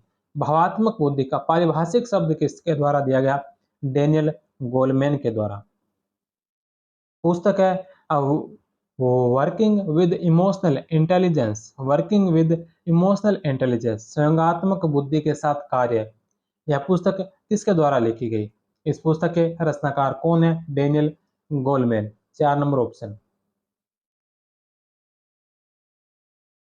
नेक्स्ट क्वेश्चन है कि व्यक्ति का संवेग और व्यवहार का प्रभावी तरीकों से नियमन जो सामाजिक परिस्थितियों में सफल आबंधन को उच्चतम बनाता है। व्यक्ति का संवेग और व्यवहार का प्रभावी तरीकों से नियमन जो सामाजिक परिस्थितियों में सफल आबंधन को उच्चतम बनाता है, उसकी विशेषता क्या है? संवेगात्मक बुद्धि, 2 नंबर ऑप्शन। संवेगात्मक बुद्धि जिस व्यक्ति में जितनी अधिक होगी वह व्यक्ति सामान्य परिस्थितियों में उतना ही सफल होगा। नेक्स्ट क्वेश्चन है कि एक विद्यार्थी जो अपने मित्रों के प्रति रूखा, भद्दा और असमानुभूतिपूर्ण था। एक विद्यार्थी जो प्राय अपने मित्रों के प्रति रूखा, भद्दा और असमानुभूतिपूर्ण था, उसे अपने व्यवहार में सुधार करने के लिए निम्न में से किस क्षेत्र में प्रशिक्षण लेने की आवश्यकता है? एक विद्यार्थी जो प्राय अपने मित्रों के प्रति रूखा, भद्दा और असमानुभूतिपूर्ण था, उसे अपने व्यवहार में सुधार करने के लिए निम्न में से किस क्षेत्र में प्रशिक्षण लेने की आवश्यकता है? संयोगात्मक बुद्धि, 3 नंबर ऑप्शन। अगला प्रश्न है कि गोलमैन की पुस्तक संयोगात्मक बुद्धि के अनुसार निम्नलिखित में से कौन सा कथन संयोगात्मक बुद्धि के संदर्भ में सर्वाधिक उपयुक्त है? गोलमैन की पुस्तक संयोगात्मक बुद्धि के अनुसार निम्नलिखित में से कौन सा कथन है जो संयोगात्मक बुद्धि के संदर्भ में सर्वाधिक उपयुक्त है? तो इसमें सर्वाधिक उपयुक्त कथन होगा कि यह व्यक्ति के जीवन के सभी क्षेत्रों में सहायक है। यह व्यक्ति के जीवन के सभी क्षेत्रों में सहायक है। केवल शैक्षिक कार्यों में सहायक, केवल कार्य स्थल पर सहायक, केवल स्व अभिप्रेत करने में सहायक नहीं है, बल्कि यह व्यक्ति के जीवन के सभी क्षेत्रों के अंदर जो सहायक होगी, 4 नंबर ऑप्शन। गोलमैन के अनुसार मानव जीवन के सभी क्षेत्रों में 80% सफलता में संयोगात्मक बुद्धि का योगदान होता है। नेक्स्ट क्वेश्चन है कि किसने अपने पुस्तक में कहा कि सांवेगिक बुद्धि शक्तिशाली होती है? सामूहिक बुद्धि शक्तिशाली होती है और कभी-कभी बुद्धि लब्धि से भी ज़्यादा शक्तिशाली हो जाती है, जबकि बुद्धि लब्धि का जीवन की सफलता में योगदान मात्र 20% होता है और अन्य का कारण शेष रूप में योगदान देते हैं। तो यह किसके द्वारा कहा गया? किसके द्वारा कहा गया कि सामूहिक बुद्धि शक्तिशाली होती है, कभी-कभी बुद्धि लब्धि से भी ज़्यादा शक्तिशाली हो जाती है। तो यह किसके द्वारा कहा गया था? तो यह जो कहा गया था, यह कहा गया था डेनियल गोलमैन के द्वारा। 3 नंबर ऑप्शन। नेक्स्ट क्वेश्चन है कि संयोगात्मक बुद्धिमत्ता के महत्व के संबंध में, संयोगात्मक बुद्धिमत्ता के महत्व के संबंध में निम्नलिखित कथन दिए गए हैं। सही कथन कौन सा, चयन कीजिए। संयोगात्मक बुद्धिमत्ता के महत्व से संबंधित जो कथन दे रखे हैं, इनमें से कौन सा कथन है जो सबसे सही कथन होगा? तो सबसे पहले नंबर पर है संयोगात्मक बुद्धिमत्ता आईक्यू से अधिक शक्तिशाली नहीं है। तो ये बात गलत है। संयोगात्मक बुद्धि है जो आईक्यू से, बुद्धि लब्धि से अधिक शक्तिशाली है, इसलिए पहला ऑप्शन इसका गलत होगा। दूसरा कि उच्च संज्ञानात्मक बुद्धिमत्ता वाला व्यक्ति अपने जीवन में जो कुछ भी करता है उसे सफल होने की संभावना होती है। उच्च उच्च संज्ञानात्मक बुद्धिमत्ता वाला व्यक्ति अपने जीवन में जो कुछ भी करता है उसमें सफल होने की संभावना होती है। तो 2 नंबर ऑप्शन इसका सही होगा। तीसरा कि हम अपने संज्ञानात्मक बुद्धि को जानने के बाद उत्पादक व खुश नहीं होते। तो तीसरा ऑप्शन भी गलत है। संज्ञानात्मक बुद्धि मापन से शिक्षाविदों में सफलता की भविष्यवाणी नहीं की जा सकती। तो 4 नंबर ऑप्शन भी गलत है। इसके अंदर 2 नंबर ऑप्शन है जो इसका राइट होगा। नेक्स्ट क्वेश्चन है कि निम्नलिखित में से कौन सा कथन लेकर्ट पैमाने पर संयोगात्मक बुद्धि के आत्म मूल्यांकन के लिए सर्वोत्तम है? निम्नलिखित में से कौन सा कथन लेकर्ट पैमाने पर संयोगात्मक बुद्धि के आत्म मूल्यांकन के लिए सर्वोत्तम है? तो इसमें होगा मैं अन्य व्यक्तियों से सहयोग करता हूँ। 3 नंबर ऑप्शन। मनोवृत्तियों के मापन हेतु लेकर्ट ने 1932 में लेकर्ट मापने का निर्माण किया, जिसमें 3 या 5 बिंदु पर सहमति या असहमति बिंदु के माध्यम से मापन होता है। यह संकलित रेटिंग विधि कहलाती है। नेक्स्ट क्वेश्चन है कि गोलमैन की पुस्तक संयोगात्मक बुद्धि के अनुसार निम्नलिखित में से कौन सा कथन संयोगात्मक बुद्धि के संदर्भ में सही है? गोलमैन की पुस्तक संयोगात्मक बुद्धि के अनुसार निम्नलिखित में से कौन सा कथन संयोगात्मक बुद्धि के संदर्भ में सही है? संयोगात्मक बुद्धि के संदर्भ में सही है, संयोगात्मक बुद्धि आईक्यू की तुलना में कम प्रभावशाली है। तो पहला जो गलत है, इसके कम नहीं बल्कि अधिक प्रभावशाली है। संयोगात्मक बुद्धि है जो आईक्यू की तुलना में अधिक प्रभावशाली है। तो 2 नंबर ऑप्शन जो इसका सही होगा।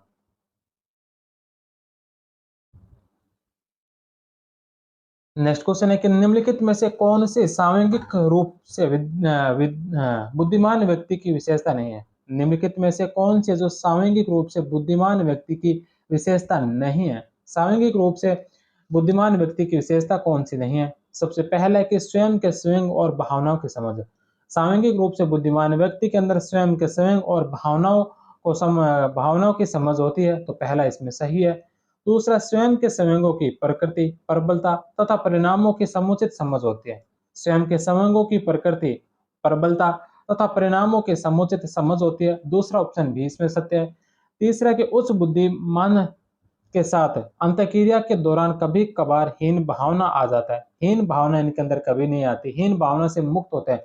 उच्च बुद्धिमान जो लोग होते हैं यह हीन भावना से मुक्त होते हैं, इसलिए 3 नंबर ऑप्शन जो इसका गलत होगा। चौथा कि स्वयं व अन्य के समक्ष प्रस्तुत करने के दौरान संयोगों की अभिव्यक्ति पर नियंत्रण कर सकना।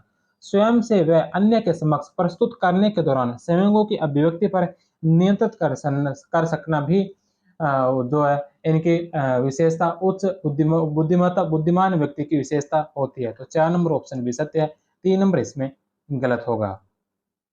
संयोगात्मक बुद्धि से युक्त व्यक्ति आत्म मूल्यांकन एवं आत्म सम्मान से युक्त होता है, जो हीन भावना से मुक्त होता है। नेक्स्ट क्वेश्चन है कि निम्नलिखित में से कौन सा गोलमैन के संयोगात्मक बुद्धि प्रतिमान का एक घटक है? निम्नलिखित में से कौन सा गोलमैन के संयोगात्मक बुद्धि प्रतिमान का एक घटक है? गोलमैन के संयोगात्मक बुद्धि प्रतिमान का एक घटक कौन सा है? प्रानुभूति। 1 नंबर ऑप्शन। गोलमैन ने प्रानुभूति घटक में दूसरों के सुख दुख को स्वयं महसूस करना होता है। नेक्स्ट क्वेश्चन है कि निम्नलिखित में से कौन सा सामूहिक बुद्धि के मापन हेतु मानकीकृत परीक्षण नहीं है? सामूहिक बुद्धि के मापन हेतु मानकीकृत परीक्षण इनमें से कौन सा नहीं है? सबसे पहला सामूहिक बुद्धि मापनी मेयर सालोवी एवं कारूसो सामूहिक बुद्धि परीक्षण बार ऑन सामूहिक लब्धि अनुसूची और थ्रस्टन सामूहिक बुद्धि मापनी। थ्रस्टन सामूहिक बुद्धि मापनी जो यह अभिवर्ती और रुचि मापने से संबंधित है, ना कि सामूहिक बुद्धि मापने से। तो इसमें 4 नंबर ऑप्शन है जो गलत होगा। नेक्स्ट क्वेश्चन है कि निम्नलिखित में से कौन सा डेनियल गोलमैन द्वारा प्रतिपादित संयोगात्मक बुद्धि का आयाम नहीं है? निम्नलिखित में से कौन सा जो डेनियल गोलमैन के द्वारा प्रतिपादित संयोगात्मक बुद्धि का आयाम नहीं है? डेनियल गोलमैन के द्वारा प्रतिपादित संयोगात्मक बुद्धि का आयाम इसमें से कौन सा नहीं है? तो सब जागरूकता है, सब प्रबंधन है, सामाजिक कौशल है, लेकिन सब सामर्थ्य इसके अंदर सम्मिलित नहीं है। 2 नंबर ऑप्शन। विभिन्न विद्वानों ने संयोगात्मक या भावात्मक बुद्धि के अंतर्गत अलग अलग तत्व बताए हैं। उदाहरण के लिए गोलमैन ने संयोगात्मक बुद्धि के 5 तत्व बताए हैं। 5 तत्व कौन से? स्व जागरूकता, आत्मनियम, आत्म अभिप्रेरणा, समानुभूति, सहानुभूति और सामाजिक दक्षता। नेक्स्ट क्वेश्चन है कि निम्नलिखित में से कौन सा संयोगात्मक बुद्धि का तत्व नहीं है? निम्नलिखित में से कौन सा जो संयोगात्मक बुद्धि का तत्व नहीं है? संयोगात्मक बुद्धि का तत्व इनमें से कौन सा नहीं है? तो इसमें आत्म अभिप्रेरण है, प्रानुभूति है, संबंधों को संचालित करना है, उद्यमी सामर्थ्यता इसमें सम्मिलित नहीं है। 1 नंबर ऑप्शन। नेक्स्ट क्वेश्चन है कि निम्नलिखित में से कौन सी डेनियल गोलमैन द्वारा प्रतिपादित संयोगात्मक बुद्धि की एक विशेषता नहीं है? डेनियल गोलमैन के द्वारा प्रतिपादित संयोगात्मक बुद्धि की विशेषता इसमें से कौन सी नहीं है? आत्मचेतन है, आत्मनियंत्रण है, सामाजिक कौशल है। आत्मचेतना, आत्मनियंत्रण, सामाजिक कौशल है, सब जागरूकता है, लेकिन आत्मसंतुष्टि इसके अंदर नहीं है। 2 नंबर ऑप्शन। गोलमैन के अनुसार भावात्मक बुद्धि के कितने भाग होते हैं? गोलमैन के अनुसार भावात्मक बुद्धि के कितने भाग बताए गए हैं? कितने तत्व बताए थे? तो 5 तत्व बताए थे। सब जागरूकता, आत्मनियम, आत्म अभिप्रेरणा, समानुभूति, सहानुभूति और सामाजिक दक्षता। नेक्स्ट क्वेश्चन है कि सब जागरूकता, सब नियमन, प्रेरणा, प्रानुभूति और सामाजिक कौशल ये कौन सी बुद्धि के घटक है? तो ये सामूहिक बुद्धि के। 4 नंबर ऑप्शन।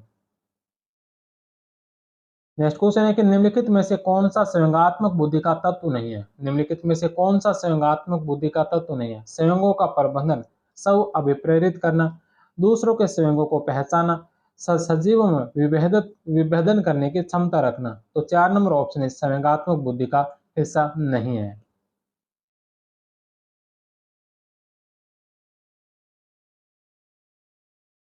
नेक्स्ट क्वेश्चन है कि संयोगात्मक बुद्धि के विकास हेतु आवश्यक नहीं है। संयोगात्मक बुद्धि के विकास हेतु क्या आवश्यक नहीं है? संज्ञानात्मक कौशल की आवश्यकता है, भावात्मक क्षेत्र की योग्यता है, मानसिक विकास, मार्गंतिकरण व शोधन की इसमें आवश्यकता नहीं है। 4 नंबर ऑप्शन। नेक्स्ट क्वेश्चन है कि निम्नलिखित में से कौन सा संयोगात्मक बुद्धि का घटक नहीं है? संयोगात्मक बुद्धि का गठन इसमें से घटक इसमें से कौन सा नहीं है? संयोगों को जानना, संयोगों का प्रबंधन, अन्य लोगों के संयोगों को पहचाना, संयोगों को जागृत करना। संयोगों को जागृत करना इसके अंदर सम्मिलित नहीं होगा। संयोगों को जानना है, प्रबंधन करना है, अन्य लोगों के संयोगों को पहचाना, संयोगों को जागृत करना इसमें सम्मिलित नहीं है। 4 नंबर ऑप्शन। सामूहिक बुद्धि पद का प्रतिपादन सेलोवी तथा मेयर के द्वारा 1990 में किया गया। इनके अनुसार सामूहिक बुद्धि के 5 मुख्य तत्व हैं। अपने आप को अभिप्रेरित करना, अपने संयोगों को पहचानना, प्रबंधन करना, दूसरों को अभिप्रेरित करना, दूसरों के संयोगों को पहचान करना तथा अंतरवैयक्तिक संबंधों को ठीक ढंग से संचालित करना। बुद्धि के क्षेत्र में यह नया संप्रत्यय है। इस प्रकार की बुद्धि से हमारा तात्पर्य उस दक्षता से है जिसके द्वारा कोई व्यक्ति अपने तथा दूसरों के संयोगों को समझता है, उन्हें प्रेरित करता है और अपने तथा दूसरों के संयोगों का प्रभावी ढंग से प्रबंधन करता है।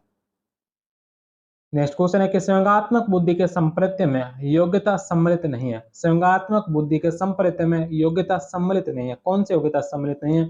संयोगों को समझने के, संयोगों को नियंत्रित करने के, संयोग मूल्य निर्धारण एवं अभिव्यक्त करने के, संयोग उत्तेजित करने की नहीं है। 2 नंबर ऑप्शन। नेक्स्ट क्वेश्चन है कि निम्नलिखित में से कौन सा संयोगात्मक बुद्धि का घटक नहीं है? इसमें से कौन सा जो संयोगात्मक बुद्धि का घटक नहीं है? सामयिक प्रत्यक्षीकरण है, सामयिक एकीकरण है, सामयिक समझ है, लेकिन भावनात्मक असंतुलन नहीं बल्कि भावनात्मक संतुलन होता है। 4 नंबर ऑप्शन इसका गलत होगा। नेक्स्ट क्वेश्चन है कि मेयर और साल्वे के अनुसार संयोगात्मक बुद्धि की परिभाषा में निम्नलिखित में से कौन से लक्षण को सम्मिलित नहीं किया गया है? मेयर और साल्वे के अनुसार संयोगात्मक बुद्धि की परिभाषा में निम्नलिखित में से कौन से लक्षण को सम्मिलित नहीं किया गया है? संयोग प्रत्यक्षीकरण की क्षमता को, दूसरों के संयोगों का नियंत्रण, स्वयं के संयोगों के नियंत्रण की बात की गई, दूसरों के संयोगों की नहीं। इसलिए 2 नंबर ऑप्शन इसमें सम्मिलित नहीं है। संयोगों का विचार में एकीकरण और संयोगों की समझ एवं प्रबंधन में इसमें सम्मिलित है। तो दूसरों के संयोगों का नियंत्रण नहीं बल्कि स्वयं के संयोगों के नियंत्रण की बात कही गई है। नेक्स्ट क्वेश्चन है कि कुछ लोग नए लोगों में आसानी से समायोजित हो जाते हैं, क्योंकि उनमें कुछ लोग जो नए लोगों में आसानी से समायोजित हो जाते हैं, उनमें क्या होता है? तो उनमें सामयिक लब्धि EQ. 3 number option.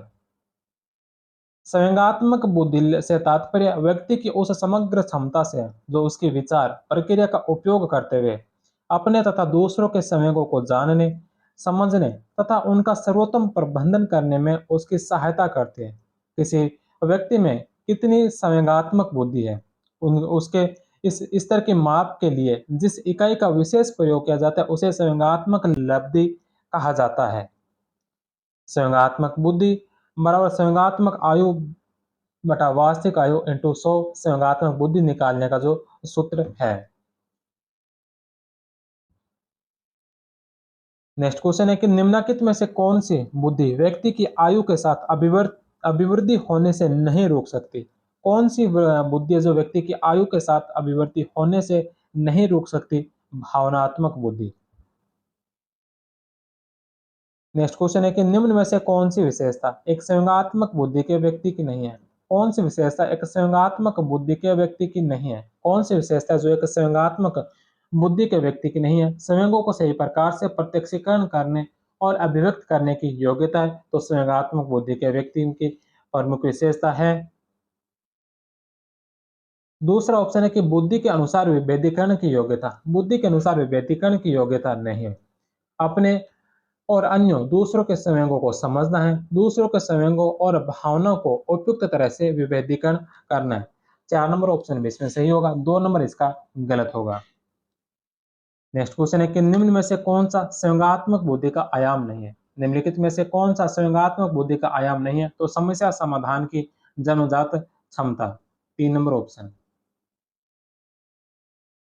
Next question है कि कौन सा कथन सत्य नहीं है? कौन सा कथन है जो इसमें सत्य नहीं है? आईक्यू के विपरीत सामयिक बुद्धि जीवन में सफलता के सर्वोत्तम पूर्व सूचना देती है। आईक्यू के विपरीत सामयिक जो बुद्धि है यह जीवन में सफलता की सर्वोत्तम पूर्व सूचना देती है, तो यह सत्य है। दूसरा कि सामयिक बुद्धि एक इकाईगत क्षमता संबंधी परंतु मान बुद्धि से स्वतंत्र इकाईगत क्षमता नहीं है। सामूहिक बुद्धि एक इकाईगत क्षमता नहीं है, तो सामूहिक बुद्धि एक इकाईगत क्षमता है नहीं है, इसलिए 2 नंबर ऑप्शन ही इसका गलत होगा। तीसरा मेयर स्केल सामूहिक बुद्धि को मापने का उपकरण है। मेयर स्केल है जो सामूहिक बुद्धि को मापने का उपकरण है, तो तीसरा ऑप्शन भी इसका सही है। चौथा ऑप्शन है कि संयोगों के दौरान हमेशा शारीरिक परिवर्तन भी साथ होते हैं। संयोगों के दौरान हमेशा शारीरिक परिवर्तन भी साथ साथ होते हैं, तो 4 नंबर ऑप्शन भी इसका सही होगा। नेक्स्ट क्वेश्चन है कि निम्नलिखित में से कौन सी योग्यता संवेगात्मक बुद्धि के एबिलिटी मॉडल से संबंधित नहीं है? कौन सी योग्यता जो संवेगात्मक बुद्धि के एबिलिटी मॉडल से संबंधित नहीं है? संयोगों की आत्म अवधारणा, संयोगों का प्रत्यक्षकरण, संयोगों का प्रयोग करना और संयोगों को समझना। तो एबिलिटी मॉडल में संयोगों का प्रत्यक्षकरण है, संयोगों का प्रयोग है, संयोगों को समझना है, लेकिन संयोगों की आत्म अवधारणा इसमें सम्मिलित नहीं है। 1 नंबर ऑप्शन। नेक्स्ट क्वेश्चन और अंतिम क्वेश्चन है कि निम्नलिखित में से कौन सा घटन सामयिक बुद्धि से संबंधित नहीं है? कौन सा घटक है जो सामयिक बुद्धि से संबंधित नहीं है? संवेगों का प्रत्यक्षीकरण, मूल्यांकन और अभिव्यक्ति यह सामयिक बुद्धि से संबंधित है। विचारों का अनुबंधनात्मक विस्तारण, संवेगों का अवबोध और उनका विश्लेषण, संवेगों का अनियमितकरण नहीं होता बल्कि संवेगों का नियमितीकरण होता है। 4 नंबर ऑप्शन इसका गलत होगा। तो इसी के साथ ही हमने साइकोलॉजी के पांचों चैप्टर हमने समाप्त कर लिए 3 क्लासों के अंदर। इससे पहले 2 क्लास लगाई थी जिसके अंदर पहले में अवधारणा क्षेत्र और कार्य का पहला चैप्टर और दूसरा चैप्टर शारीरिक, सामाजिक, संज्ञानात्मक और संयोगात्मक जो विकास थे उनसे संबंधित 2 चैप्टर की क्लास लगाई थी। कल की क्लास में हमने व्यवहारवाद, संज्ञानात्मक और निर्मितवादी अधिगम के सिद्धांत से संबंधित क्लास लगाई थी। और आज में हमने चौथा और पांचवा 2 चैप्टर के मानसिक स्वास्थ्य और समायोजन और पांचवा चैप्टर संयोगात्मक बुद्धि का। इसी के साथ ही फर्स्ट पेपर के शैक्षिक मनोविज्ञान के जो टॉपिक है वो सभी इसमें समाप्त होते हैं। इसके पश्चात अगले सप्ताह हम मैनेजमेंट की क्लास लगाएंगे। मैनेजमेंट के जो टॉपिक है उन सभी टॉपिक को हम अगले सप्ताह कंप्लीट कर लेंगे। तो मिलते हैं हम अब आगे मैनेजमेंट की क्लासेज में। तब तक आप सभी का बहुत बहुत धन्यवाद। जय हिंद और वंदे मातरम।